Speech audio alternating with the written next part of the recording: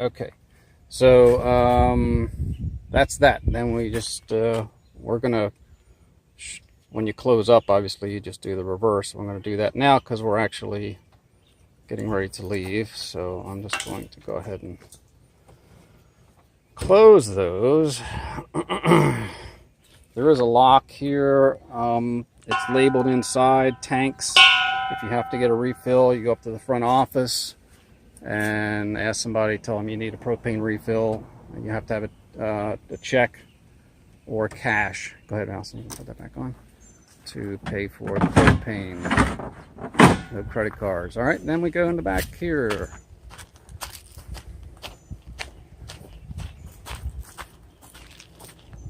Obviously, that's the feed to the. Both of these should be in the open position. This goes to the ice maker. This goes into the trailer. The tank should be in the closed position. And there should be chemicals in there already. We always put them in when we leave. You leave that closed until you're ready to flush the system. Hose, we just turn counterclockwise to open everything up.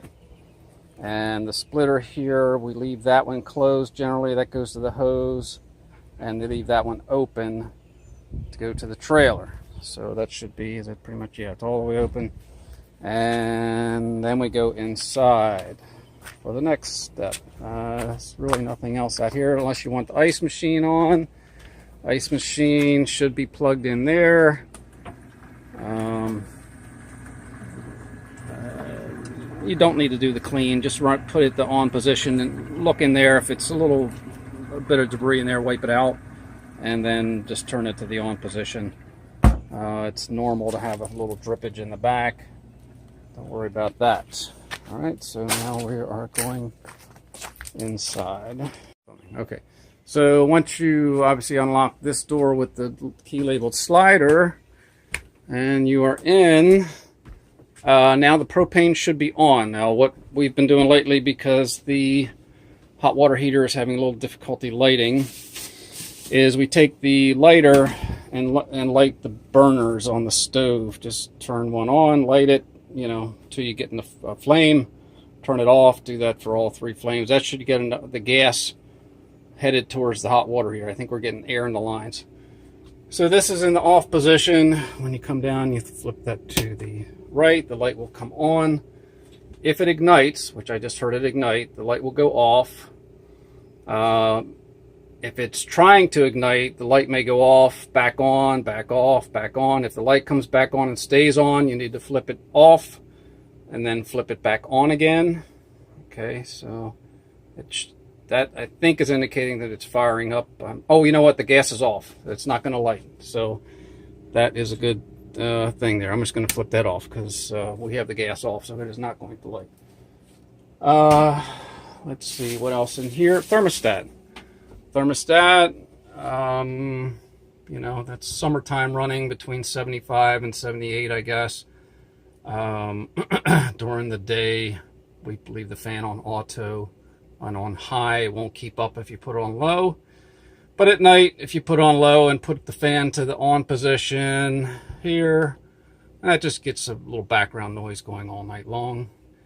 Toilet, everybody should know how to do that.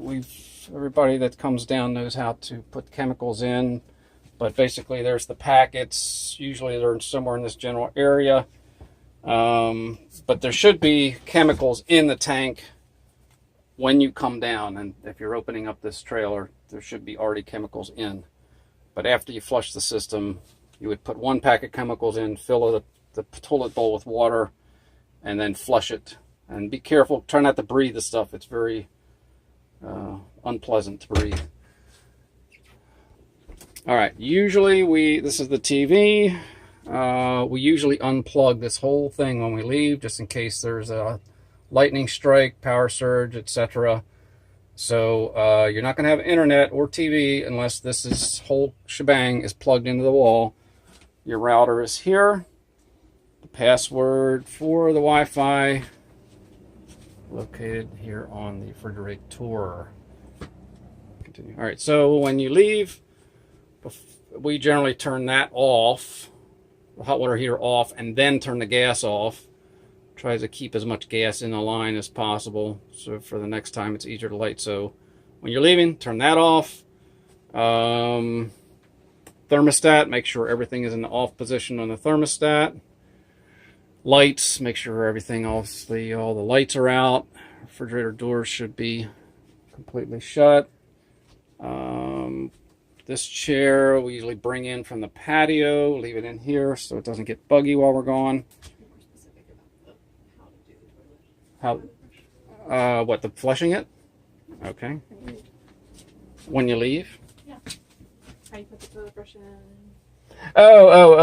To actually flush the system. Okay, so if you're wanting to flush the system, we already looked at the plug outside, so you would open that plug, allow it to drain until you hear nothing but maybe a little trickle, close it up, come back in here, and then you're going to take the toilet brush,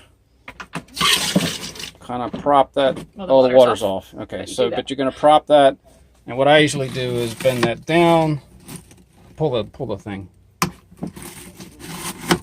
like that, and then you put the lid down as far as it'll go, and throw a towel over it because the sewage smell will get up here in the trailer. Set the timer on the microwave for 15 minutes with 0 power. Obviously, you just hit the timer 15 minutes. When you're done, take that out. You're gonna do whatever to do to clean the brush, tap it off in the shower, blah, blah, blah. Okay, so then you go back outside, you pull the plug, pull the tank, the right-hand side, pull it to the right, opens it up, let all that drain out till you got nothing but just a tiny trickle.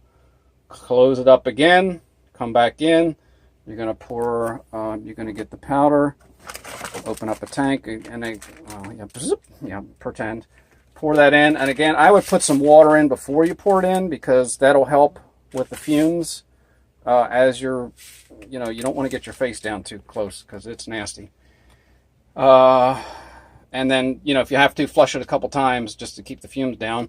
But then when you're done, fill this tank, 3/4 at least full. What you do is you pull the side thing part the way while the water's running, but not the vent. The thing is not opening, so that'll fill it up with water. Then you pull it all the way, dump that water in there, and you're good to go with the tank for a couple of days, maybe 3 days, depending how many people are down.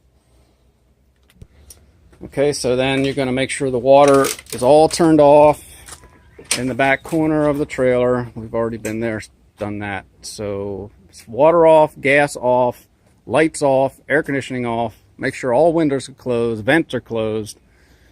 We usually cover this fan with a plastic bag, no huge deal. And we only leave this couple of plastic chairs in the porch, the lounge chairs in the shed with the cushion, and the zero gravity chair in the trailer and by the bunks. And you should be good there. And so you're going to make sure the back door is locked. It normally is, but you're going to double check that. There's a deadbolt and a lock. You can only do the lock from out here. The deadbolt you can do inside, but the lock has to be done out here with the key. And of course the slider key. And the shed, there's a shed key on the thing, and then there's a padlock. The padlock is a bit of a pain getting on there. If you turn it maybe like that way, you can usually get it on there.